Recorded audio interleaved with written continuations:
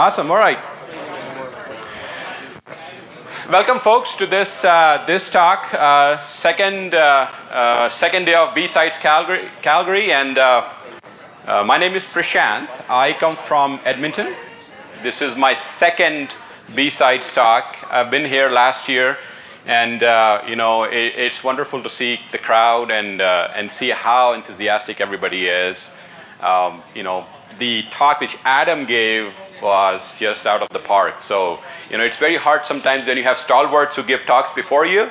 I'm not sure how many of you actually attended that one. It's hard to get into the footsteps of the giants. But the giant is like... Thank you, Adam. Thank you. Thank you, appreciate it. It was a great talk by him. So, today's talk, and the one I thought I should give, just to lighten up the mood. I'm not a comedian by any means. This talk is just for laughs. If it helps out, give some smiles, I think I've done my part. And it's I wanted to be as unstructured as I wanted to be, or as incoherent in this talk. So if you get any message out of it, all good.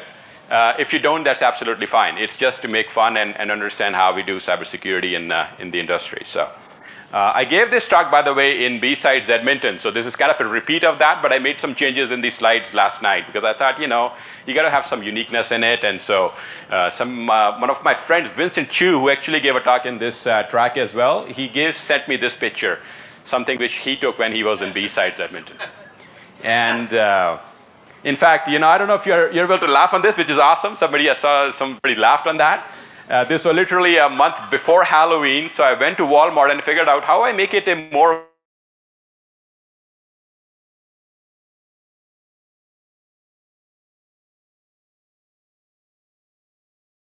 so we both felt a little quite unique in the talk, and I thought, I don't know how many, if I scared people in that talk rather than making it more laughable for them. So this is him introducing me on the talk, and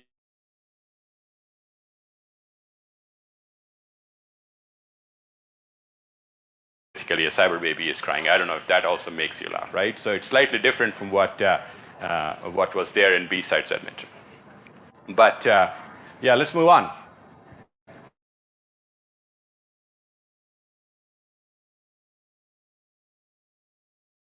There is an icon there, so this is like a table of contents, or please laugh if you see that icon, even if you don't feel like laughing. It'll at least give me a motivation that I'm on the right track. I could have emailed you my PowerPoint deck, and you could have read it in 5 minutes, but I prefer making you sit here for an hour, and while I read each bullet point in slow motion, right? Point number one, yank this guy, what is he doing, right? So this is my favorite cartoons, Delbert. I have put some other ones as well, just to make sure if it makes any sense. Again, this is blabber. Blabber means incoherence, right? So if you're getting any structure, I don't know if I've lost you or if I've lost myself, but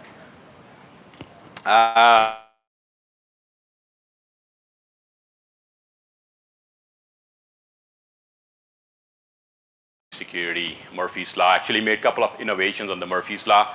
I'm sure many of you might have heard of Murphy's Laws. There are many out there, but I made some innovation around that. I hope that will be helpful. Ransomware, script kiddies, clouds, nerds, hackers, social engineering, CISO confession, curse of the CISO, disaster, password identity, password serenity prayer. By the way, I'll have everybody put their hands up when the password serenity slide comes up so that we can actually say what our passwords should or should not be. Risk management, privacy, disaster, cyber warfare. So cyber carriers, bright and the dark side of the cyber carriers, right? What you see on the slide there is basically the caveman, which moved into the knights of the yore, which moved into the soldiers of the World War era, which moves into the next generation soldier, and then the Iron Mans of the world. How many of you actually feel like you are in any of those spectrum on the bright side of cybersecurity? All right, which spectrum? I think I'm still the caveman. Is anybody an Iron Man in this? Were we not talking about the other spectrum? Well, the other one is, let's interview for a hacker position, right? A hacker, I want to go, that's the dark side. You break things and then you get hired. Kevin Mitnick, how many of you know what Kevin Mitnick was, right? That guy died, a great man, in my opinion. He went from the dark side, wrote a bunch of books, became a security consultant, and then made a lot of money, and he did things. So that's the other way of making buck. and then there's the bright side of making the buck. I don't know how many of us are in the Iron Mans of the world. For me, it's still a superhero. AIs. I've gave a talk on quantum computing as well. Somebody asked me a question: how do we marry quantum computing with AI? I'm like, buddy, I can't even think about that. It's beyond Matrix, or it's beyond whatever the Terminators of the world. So, yeah. Teenage hacker room. Reaction on pwning the box. In the cores of cores, when you come into this industry, do you really think you want to be somebody like that on the top left corner?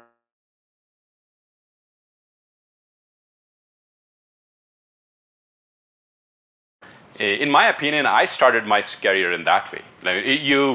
You start with that inquisitiveness, what Adam was talking about. Be curious on what you do, and understand what you're trying to break things. There's a hacker manifesto. I don't know how many of you have read that one or have heard of that. I absolutely encourage Google the hacker manifesto. Go read that. It is not a cracker or a freaker or the bad guys. It's more like we are here for a purpose. So a teenage hacker room. Or something where you see when you pwn the box. I'm sure everybody knows what pwning the box is. You have your eyes get lit up. Oh, I got the root shell. Awesome. My work is done. So that adrenaline rush is what I believe sometimes keeps us in this industry. As to be honest with you, like there are many industries, there are many professions out there which are kind of become a little monotonous. But cybersecurity, in my opinion, is like there's always be a fight of the bad and the good, right? Isn't that true? Isn't that since the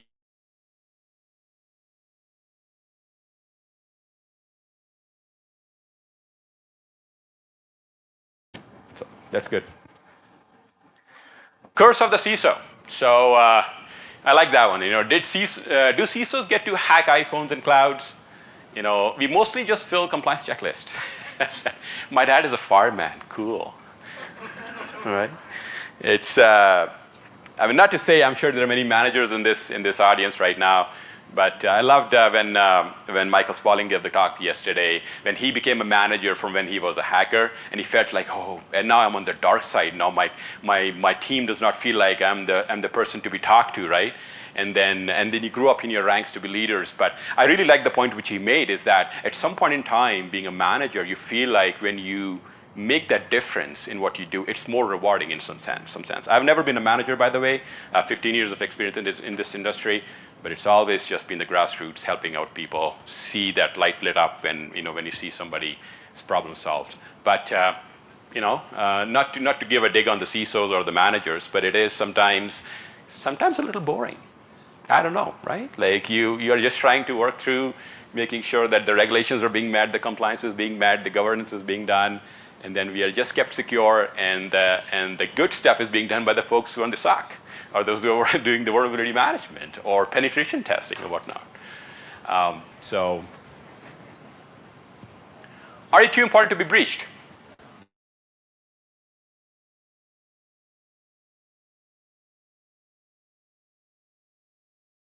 That poor guy, that little kid, just sits on his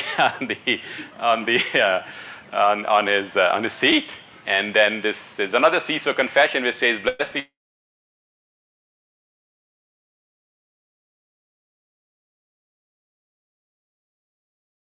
Father, I've also sinned too. Now I don't know how you take that cartoon.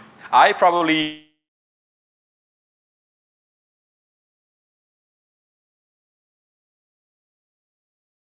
To fourth, it's the reverse. When the organization actually infected the vendors, and they're putting a beeline to the church and saying, we can't help it. We got sent too.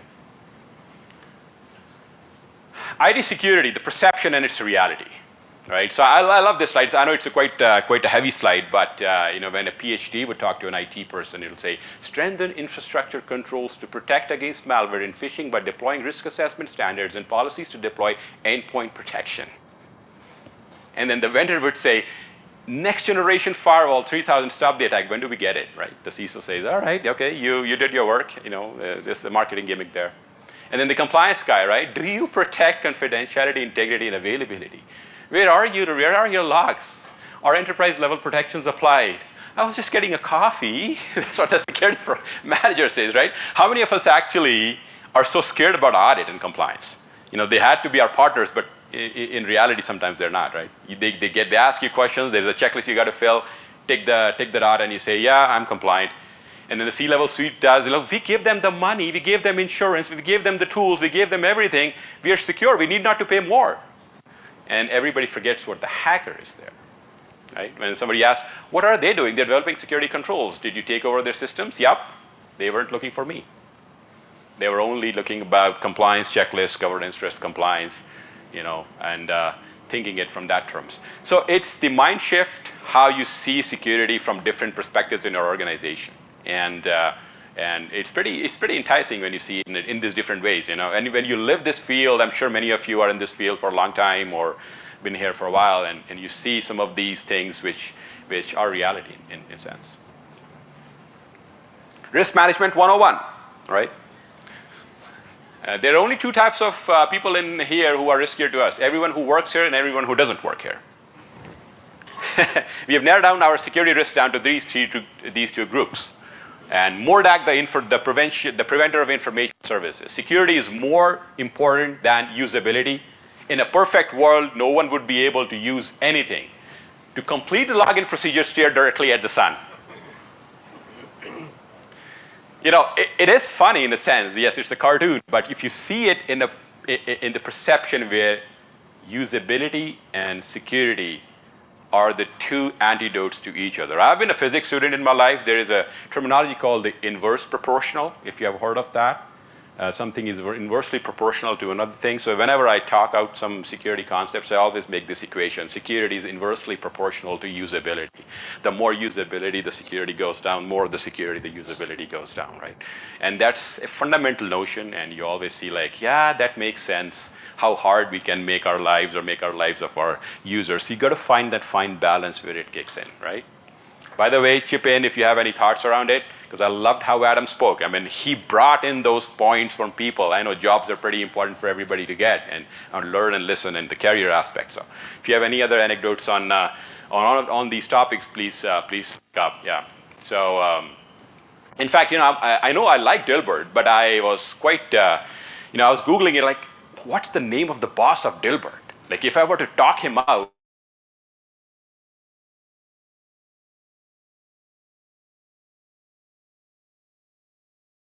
so Dilbert, then you have the pointy-haired boss. It's not in this one though, but it's in this one. So as required, I did a risk management assessment. I concluded that there was no risk of any management.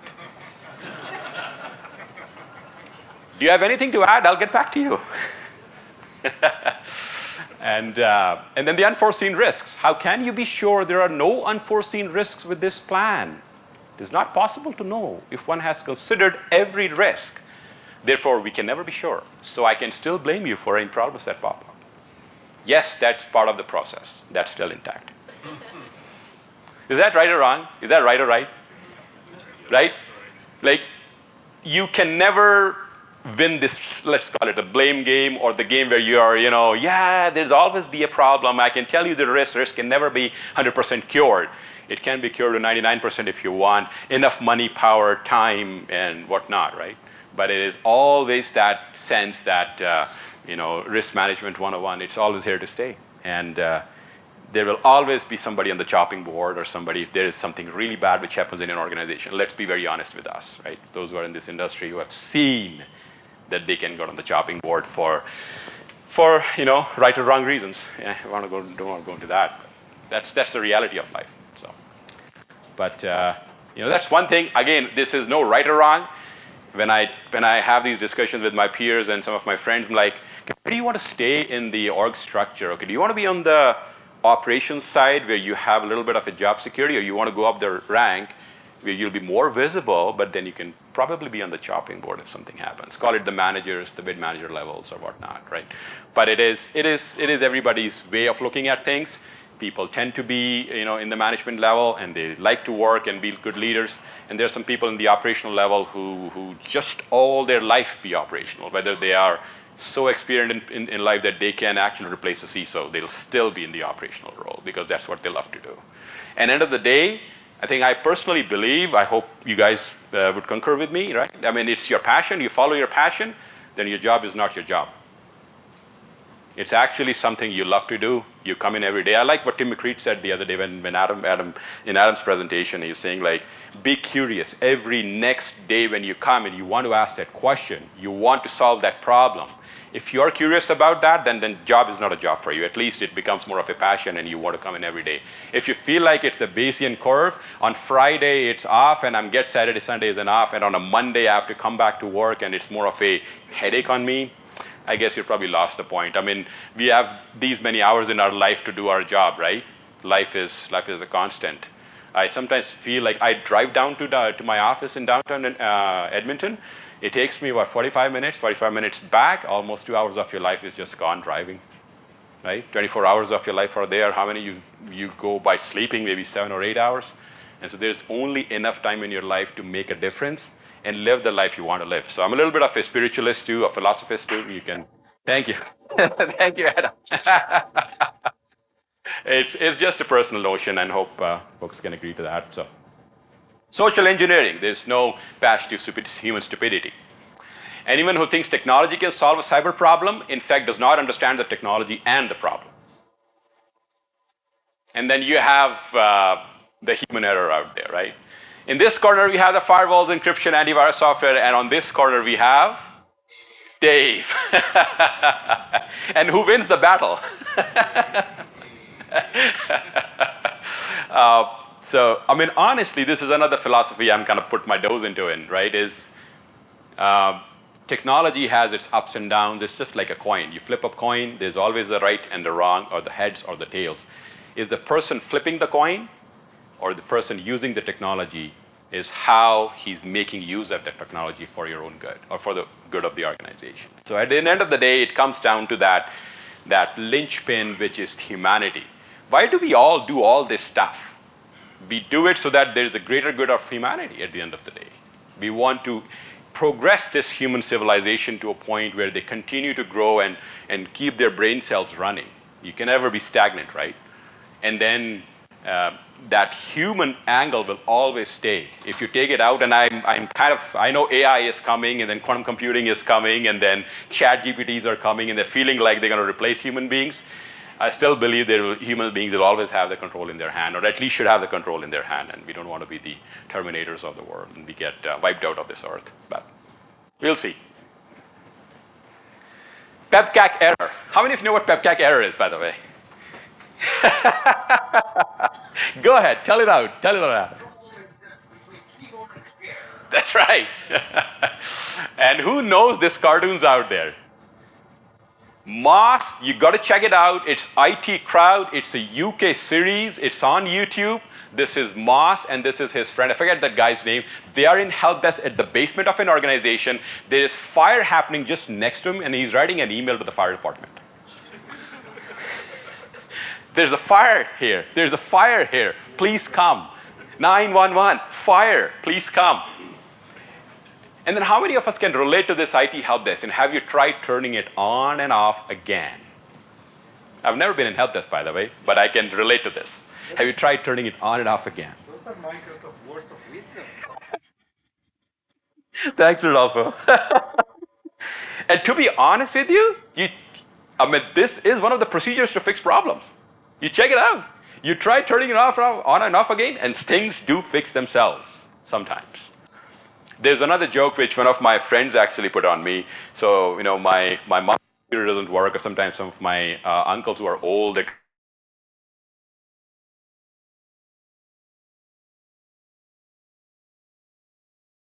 and they tell out like, the computer feels like there's a computer guy next to you, and it just fixes itself. And it's not just for computers. I've seen that with fridges. I've seen that with microwave ovens. Literally, I've seen that. Our fridge did not work, and we got a fridge guy, and he came in, and the moment he was doing something, and the fridge started working, like, okay, I got to pay that guy now because he came here. So, sometimes technology actually senses the person who uses the technology and knows how it is run. So they try to fix themselves. You never know. So this is something which I really liked and I like to point it out. So Security is as strong as its weakest link. I think this is, we all can relate to that, right? And we always think that humans are the weakest link. But I like to make that change. And that's something which I heard from one of the seminars too. People are not the weakest link, they're the most misunderstood.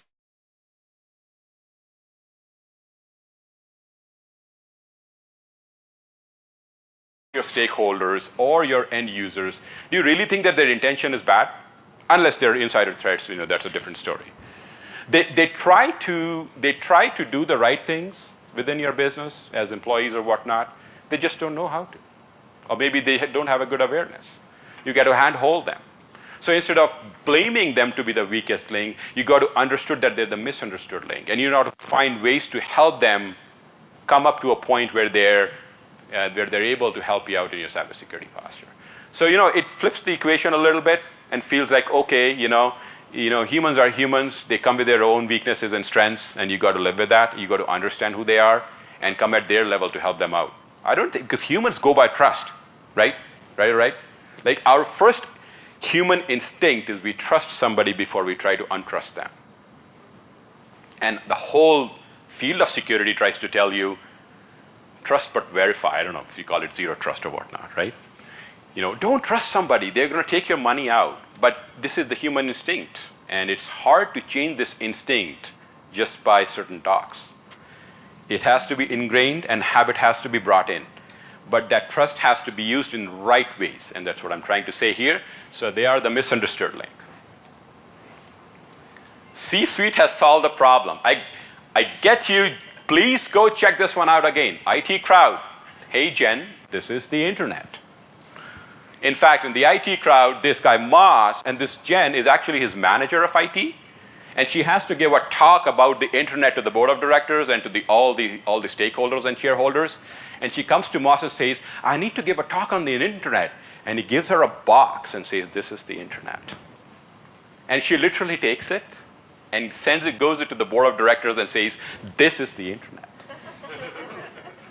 And Moss, as his friend, are sitting behind at the far, thinking that everybody is going to laugh at them, and everybody thinks this is the internet. So it tells you, people sometimes are gullible. They need to understand. So it's the management who feel like they've got it, but possibly not, right? The other one is I have a new hobby. It's called fishing, and that's the boss. I don't know if it's a squirrel out there for Dilbert, and says I sent fake banking emails to gullible executives, and then I find their financial information and use it to steal the money they don't deserve. And the boss, the pointy-haired boss, thinks this is legit, right? So with all security controls in place, I think it's the awareness piece. It's the C-suite, the management who needs to understand, because end of the day, some of the big sensitive information lies in their hands, right? So we have ways. I'm sure in security world, we try to profile them. We want to make sure our C-suite are safe, or even our mid-management level who handles the sensitive data. But again, it comes down to that awareness issue where you have to tell them what is the art of the possible and what is art of the impossible. So it's important to make that differentiation. Privacy is dead. I'm the school of thought where you can do as much as you can, but privacy is dead. So Bruce Schneider, have you heard of Bruce Schneider? Please go Google him out. Your privacy is not there anymore. There's a slide next to it which says, and he has a very good article on that. He talks about privacy of information. And you see there an old man who is in his deathbed talking to the angel of death and saying, can I delete my browser's history, please? I don't want my PII data to be in eons into the future, even if I'm dead and I'm gone, right? That's my legacy. And then you see my emotions are encrypted to protect the security of our marriage. Think of a second, how much of our information is out there in the wild now that we feel, something we speak can also be recorded. I was in a talk literally 2 hours ago in track 3. They were talking about technical surveillance management, TCM, or technical control surveillance management. There's a whole stream out there. You can bug people. You can look at their sound recording. You can look at how they move. You can look the data coming out of their monitors, and that's being emanated out, and they're actually able to capture that. It is so enticing to see. So I wonder why would we ever say our privacy can always be protected. I was told some point in time in my life, like, without you doing a lot of your own social media or whatnot, you still have at least 8 to 9 companies or firms your privacy has, your data is still there. Call it the government, call it the SIN number, right? What's the SIN number? Where all your sins are recorded. And it's out there, and everybody knows, banking information and whatnot. So keep calm and hold to your breeches. You have no privacy, get over it. And with Social Security still around, it better be. Chinese hackers are depending on it. I encourage you again to go Google an OMB hack, the Office of Management and Budgeting of US. It was one of the biggest hacks. I actually had a link which I kind of deleted afterwards, but you can Google it. It's called the biggest data breaches of the world. And the OMB hack of the US government was so big that the personal information not only of the US government employees, but even the spies in the field they have employed was taken out by the Chinese hackers.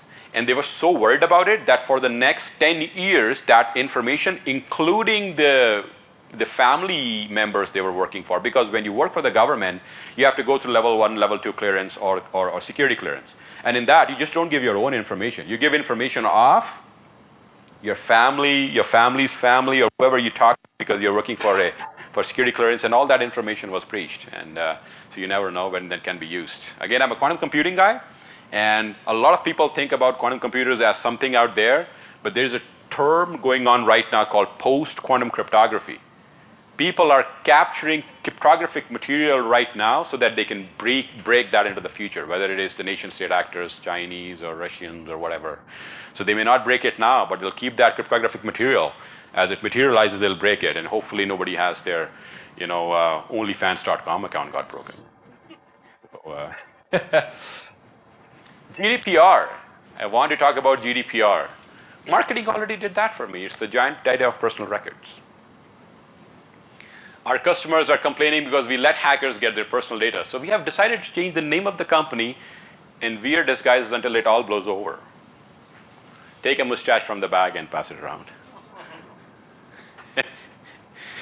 I don't know. I mean, I haven't heard, but possibly this is what's happening in the industry. Sometimes you get breached, companies file for bankruptcy.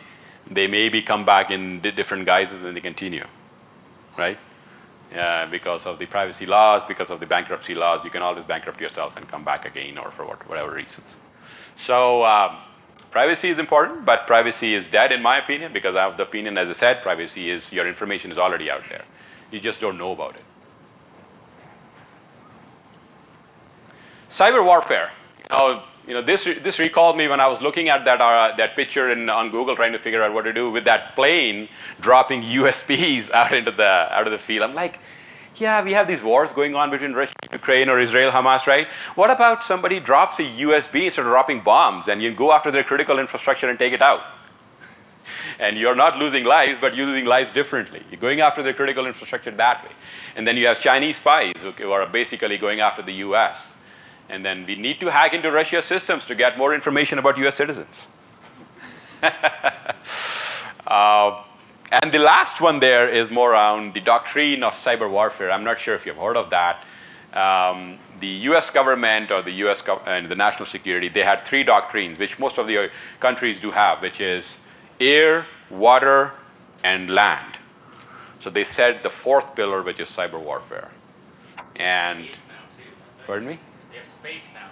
They have space now, yeah. Maybe it's an extension of cyber warfare, or in other words, yeah, you go after the space. So, it's all going out there. And the beauty with cyber, why are we all here? Because of, IP addresses cannot be traced, or there's non-repudiation. You can't attribute people coming in to attack you.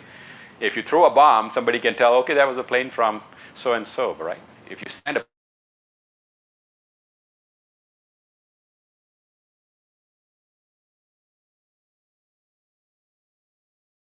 or to go after humanity or the society.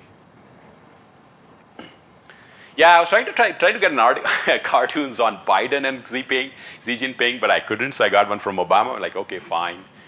So Obama to confront China on cyber spying. No need, we already have your information. And the US and Chinese share much in common, our corporate and government secrets.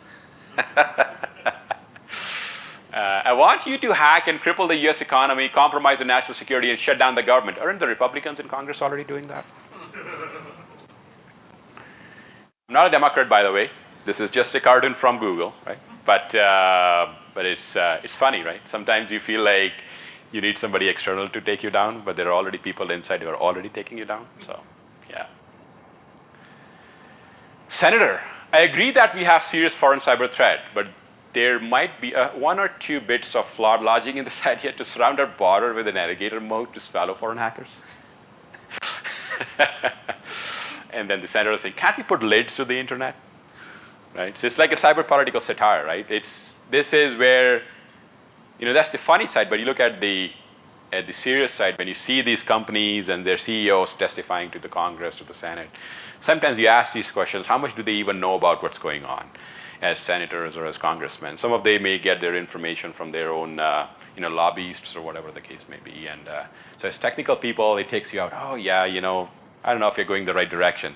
There was this big hula baloo about net neutrality. Have you heard of that? Net neutrality in US? Whether the forget their telecom regulator, but they're talking about should we make the internet neutral or not. So it's how you see the world and how you see it being perceived by lawmakers who actually create regulations which we have to abide by, right?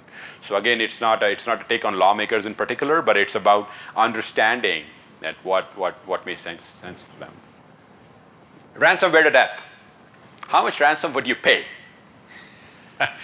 Who's hacked? $10 million, $13 million, or $18 million, and $26 million? But is it okay? Yeah. Isn't that a reality again? If you feel like we all say we should not pay ransomware, but there are ways by companies do pay ransom to get their money, to get their data out, right? Double extortion. There are many ways by which companies get hooped. I read an article quite recently. I don't know if you all probably have read through that. The hacker gang disclosed that that this company was hacked to the Security and Exchange Commission, because the company did not disclose to the Security and Exchange Commission, and they were supposed to. It's a very unique way of making sure that the SEC now goes after that company because they did not relate it to the demand of the hackers to pay them ransomware, to pay them the money. So it's pretty unique. They find different ways to take you out, whether they go after the regulators, which is very interesting for me. Like they are going to the SEC and disclosing it out that these are one of their victims and they got hacked out. So. And that captain being thrown out of the boat, I could not get that one. So if anybody can, then let me know. I thought it is two bad guys throwing that captain out of the boat because he did not pay a ransom. It could be the captain is just suiciding because he doesn't know what to do.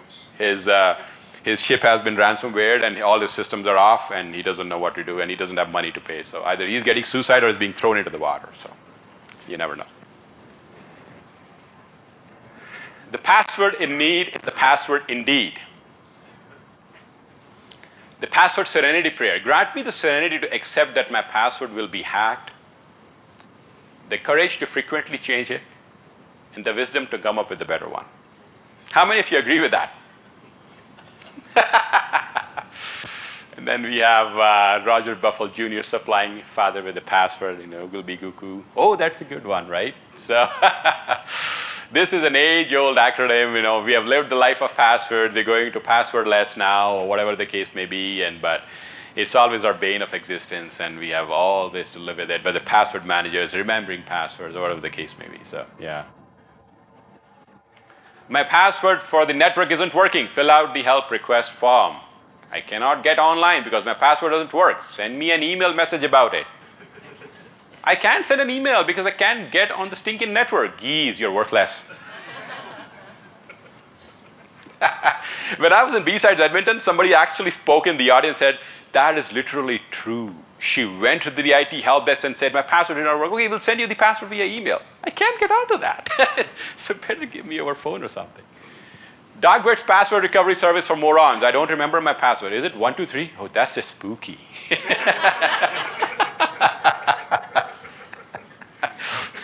That's just spooky, right? Yeah, the finger, the hairy pointed boss. Yeah, this GIF does not come up quite well every time, but I've never seen this movie. Somebody told me what this movie is, but it's about, give me the keys, something. This is the Kirchhoff principle of encryption, getting the encryption key hook or by crook. I don't know if you know what Kirchhoff's principle of encryption is, which basically states that your encryption is as strong as the strength of the key.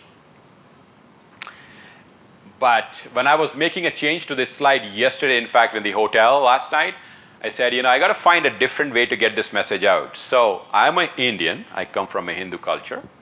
And one of our spiritual books is called Gita, which is a great book to read. In fact, it was quoted by Dr. Robert Oppenheimer in the movie Oppenheimer when the nuclear bomb explodes and he says, I'm the destroyer of the worlds. That actually comes out from Gita. But there is a topic there which talks about Sam, Dam, Dand, and Bait. What it means is persuade, purchase, punish, or exploit. So you can, in fact, go after the admins who run keys. You don't have to hack them. You can persuade them. You can purchase them with money. You can punish them by being threatening to them. There was a talk yesterday, I believe, where somebody was saying, they're getting calls. These admins sometimes get called that there will be a violent extremism against them if they don't share the keys or they don't share the privileged accounts or whatever the case may be. And that is very scary. Or exploit. Exploit is the one which never fails, in my opinion, and that's what the spiritual literature also talks about. So you could be as strong as saying, okay, I'm not going to pay you ransomware. I'm not going to pay you money. I'm not going to give you the privileged identities or whatever the case may be. But if they go after your weakest link, because you always have loved ones in your life, so they'll go after your loved ones. And that's called exploitation, which is not direct, but it is indirect, going after your family, your kids, whoever the case may be. There was this movie Snowden. I'm sure many of you have heard that or seen that movie. This software, the U.S. government, that spy software, I'm forgetting the name, is it Prism or where they were looking after 4 to 5 degrees of contact of folks in the world. They need to convert them. The US spy agencies, you need to convert them. That's how serious they go after it. They have the whole story around it, how they convert a banker in Europe, go after his daughter, because the banker was not turning on to the spies. They go after his daughter, and his daughter has a boyfriend who was illegally immigrated to Europe. So they go after his boyfriend and say, we're going to deport him unless you convert, and your daughter is going to be taken out, or she'll feel bad, or their marriage will break down, or the relationship, and then they convert that banker out. That's called exploitation. So you can't take somebody out directly, then go after their loved ones. And this is, I've seen in life, maybe there are cases around it, but it's a very interesting way of looking at things. Persuade, purchase, punish, or exploit.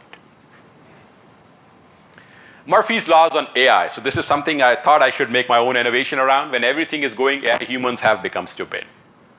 So this is just, if you know what Murphy's laws are, if everything is going right, there must be something wrong in the system. I'm sure if you've heard of that one. So in this one, wow, I will use my superior robot brain to enslave humankind. That probably sounds better than it would actually be. I'm tired, I need to recharge. I hate owning you.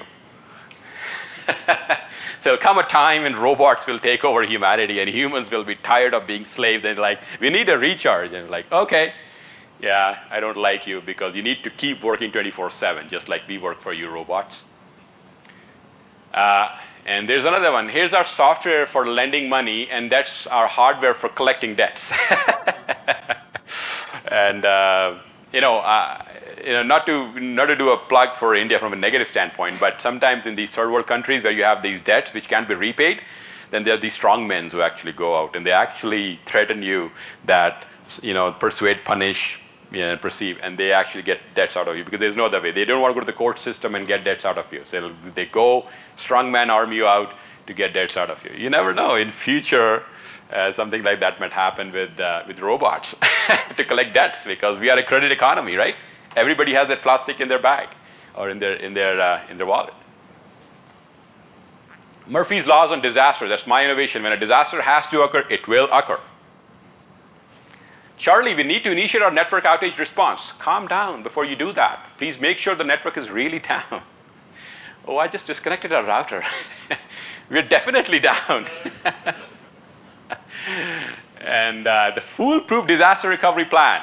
We lost all our company data and our backups too. So I hacked into our government secret database where they keep our records of everything we say or do and got it all back. I feel as if I should be doing something now. Nah, everything is fine. And again, these are puns. These are fun, but how much of it is reality sometimes, right? You know in the hearts of your hearts what these messages come down to and what they mean for you. So I'm not going to reiterate again. Everybody can relate to some of these messages and what they mean for you. Yeah. Clouds are infallible. Deadly. What are clouds made for? Oh no, Daddy, what are clouds made for? Linux servers mostly, right?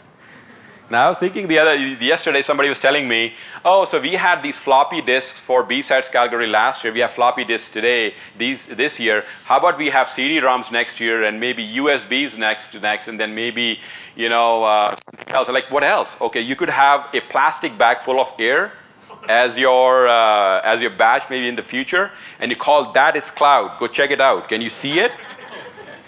Right? No, I can't see it. Yeah, but it is air. There's something out there. Thunder and lightning isn't God being angry. It's Microsoft and Google fighting in the clouds. And my mom is doing Kubernetes. That's all I understand.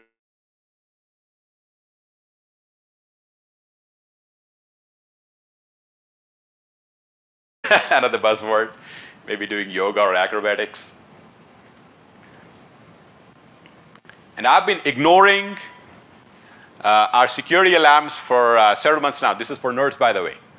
You have been what? I figured if I ignored them, then maybe they'd go away.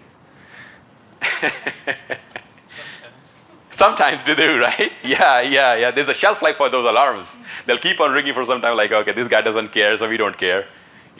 Remember, like when I said the technology fixes itself and you're close to the technology? Sometimes it happens, and you're like, okay, what happened? I don't even have logs more than 7 days worth.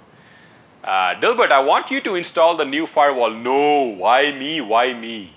The firewall guy gets blamed for every problem. People will say everything worked until you change the firewall. There will be no rest for me. I will have to defend myself against a continuous barrage of accusations. It's always the firewall. Everyone blames the stinking firewall. I surrender to the inevitable villagers. Grab your pitchforks and torches. How did he get that way? I blame the firewall. When there's nothing working, it's always the problem of the network guys. Yes or yes? Until it is proven wrong. Yes or yes? Just like the court of law, right? You're innocent until proven guilty. In networking, you are guilty until proven innocent. Right? And then it figures out, well, it's an application issue. I don't care. Your server is not running. Your ports are not working. That's my last slide, by the way. Something I Googled again. My wife asked me why I spoke so softly in the house. I said I was afraid of Mark Zuckerberg. For listening, she laughed, I laughed, Alexia laughed. Thank you very much for your time and attention. I really appreciate this time.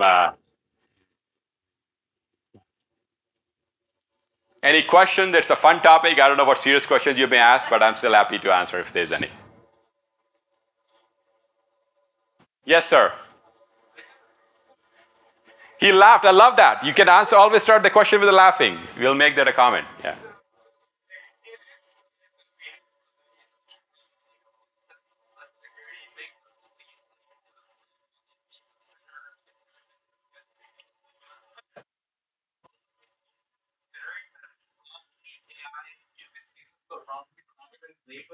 Because we won't need it, we'll just get rid of us. I'll be very, very surprised. I'll be very, very, I guess, intrigued if you will have an AI like me sitting and talking to the humans like you and giving this presentation, right? About fun doing humanity with humanity. You know, the beauty is, and this is something I strongly believe, I don't know if we can replicate emotions. And I know this has been a very big topic in AI discussions. Oh, what about love? What about hatred? What about humans cutting each other's throats in terms of being clever? Or can you make AI optimizes your life, makes it better? Can it make it worse? Can an AI robot try to be clever and cut and undercut somebody else? You know, and so you never know how these things will pan out into the future. For at this point in time, I just choose ChatGPT to help solve my problems. That's all. Yes, sir. Go ahead.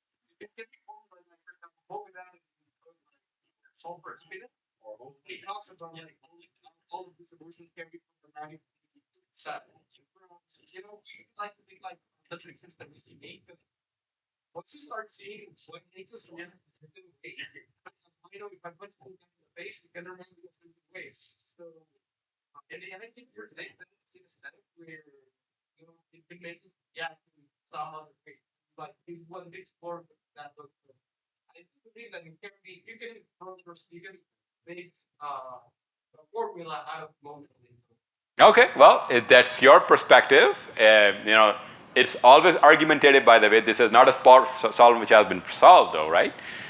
You know, there are different movies out. Ex Machina, go check out. Such a beautiful movie around emotions and whatnot. End of the day, you know, I come from a mathematics background too. There's something called the Gödel's theorem. What it says is um, a mathematical system cannot solve itself within its own boundaries. What it means is we human beings, with our minds in this universe, are trying to replicate ourselves or make something much more powerful than us. And if you cannot even understand who you are physically, emotionally, physiologically, which we don't, because we are still trying to inquire and understand who we are. We are trying to make beings we think who can replicate us. So I'm going into philosophy, but let's just leave it at that. Yeah. Thank you. Yes, Rudolph.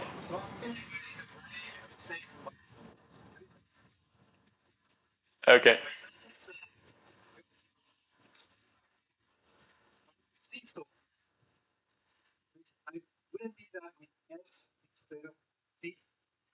Which one? In my slides?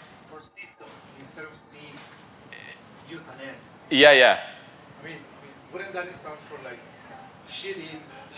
I love that. That's a comment for the next one. Thanks, Rodolfo. We'll call it garbage in, garbage out too. Thank you. Yes, sir. That one slide, I like that about the Congress not getting it. Yeah. And like I do think that's probably one of our serious problems is with the baby boomers and stuff not understanding what we're talking about when we're talking about it, and probably not able at their age to comprehend it. Maybe, I don't know. Uh, I'm gonna say that quantum computing, I mean, at a certain level, politicians are not going to understand what the heck we're talking about at all. So maybe involved in some levels, a few of them, but the politicians at that level are not going to make laws around AI or quantum computing if they have no idea What it's about. Yeah. Yeah. It's all Forget about these technologies. You're absolutely right. For any other new technology, call it cloud computing, or even other technologies which came out like internet, regulating the internet, for example, or privacy. We have not still solved that problem. Regulation has not solved that problem. It probably never will. This is just the struggle of humanity, where you'll have people knowing a problem or a body of knowledge differently at different levels. Lawmakers look.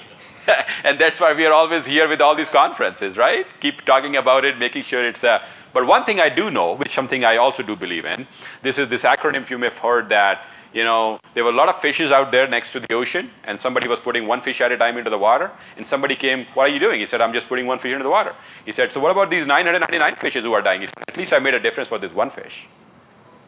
So end of the day, if we could make just one incremental progress coming out of this conference, or even one incremental idea which went into your brain, I think my job is done. I mean, we can never be perfect. We'll never go into perfection. We'll just continue progressing this humanity one step at a time. And that's probably what we can do. Need to laugh. Yes, sir. So, I've seen the movie Snowden maybe 3 times now, Yeah. and I really believe that no information is part of it anymore, unfortunately. So, do you have any comment on how the cybersecurity industry would be able to trust this thing that many people would consider an issue with personal information? It's a good topic. Again, it's all about awareness. But there's another thing I believe in. It's a very good topic you talked about. So I have given a couple of talks on that piece, which is there are only two types of companies in this world who know that they have been hacked and who don't know that they have been hacked. What that means is you will be broken, you will be penetrated, adversaries will come into your environment. You just need to get over it and be defensive and shore up your defenses, what they call it active defense and recovery. Coming to your point, I think we have to get out of this notion that we can keep our privacy safe. We should do what we can in our powers to do that, but keeping in mind that that assumption is gone where you can keep it safe for all reasons, as you just said. It is out there, it is in the hands of people. Keeping that in mind, how can I keep my life to a point where I can continue doing live my life a little bit at any ease? And this is everybody's personal notion, right? You know, in the cyber world, they call it cyber resiliency, which is like you are under constant attack, you're still pumping oil and gas, you're still pumping energy, and you're still continuing to run your life or your operations. Can I be a human being who can continue living his life, knowing that some of my information is out there, and do what best in this is not personal. I mean, you can go at a government level, you can go out to do regulations and whatnot, and people do talk a lot about that. But I think we have to come at ease with this notion with ourselves that this is the reality. You can't just lose sleep over just thinking that you can safeguard yourself every time. And this is what it is. This is a reality. Can't help it. We are so far out into the technology revolution that it's going on. Yes, sir. Can you go back to the slide? All right. Son, the curse of the CISO? Or The one where they're talking about the upgrades, hold on, I have that. So tell me your interpretation of it, because my interpretation was pretty, different. I was like, this guy did not patch, and then he broke the vendor's machines because they have a B2B connection, some kind of a network connection with him. But it's kind of funny. It's a third-party risk management program, and what you do with it. So, yeah. By the way, these slides will be up for I think up in B-Sides. There'll be a recording as well. I'm happy to share. This is nothing too too personal. This is just a research on the fun side. If anybody needs a copy, hit me and I can send you one. Yeah. All right. Okay, thank you very much. I think we are up for lunch. Appreciate the time and effort. Thank you.